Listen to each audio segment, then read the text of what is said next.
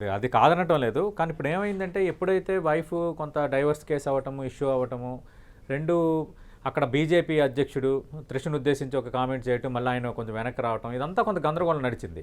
Scene cut చేస్తే ఇంత కాంట్రవర్సీలో, ఇంత ఇష్యూలో కూడా ఒక ఫంక్షన్‌కి త్రిషతో కలిసి ఆయన రావడం అనేది ఒకటి జరిగింది. అంటే ఇండైరెక్ట్‌గా విజయ్ ఒక సిగ్నల్ ఇచ్చేశాడు. యెస్ మేము కలిసి ఉంటే ఏంటి మీకు అన్నది అని కొంత మీడియా కూడా రాసింది. దాన్ని ఎలా చూడాలి? చూసేదేం లేదండి. కలిసి వెళ్తాం, తప్పేముంది దాంట్లో. కలిసి వెళ్ళకూడదని రూల్ ఏమన్నా ఉందా? లేదు. ఇప్పుడు వెళ్తున్నారు, ఆ పలానా వాళ్ళు ఇద్దరికి తెలిసిన వాళ్ళు అనుకోకుండా వీళ్ళు కలిసారు, కలిసి వెళ్దాంలే అనుకున్నారు. లేకపోతే విడివిడిగా కార్లు దిగినాక అక్కడ వెళ్ళే లోపలికి వెళ్ళేటప్పుడు కలిసి వెళ్ళారు. ఏమో మనకు కరెక్ట్ నిజాలు తెలియదు నాకు. సో దాన్ని పెద్దగా పట్టేసుకుని ఇద్దరు వెళ్ళిపోయారు, కొంపమనిపోయింది అనుకోవటం లేదు. అఫైర్ ఉంటే డైవర్స్ ఇస్తారని పబ్లిక్గానే వచ్చింది. డైవర్స్ ఇచ్చినాక ఎవరితో అయినా జైలుకోవచ్చు కదా, పెళ్లి చేసుకోవచ్చు, ఉండొచ్చు.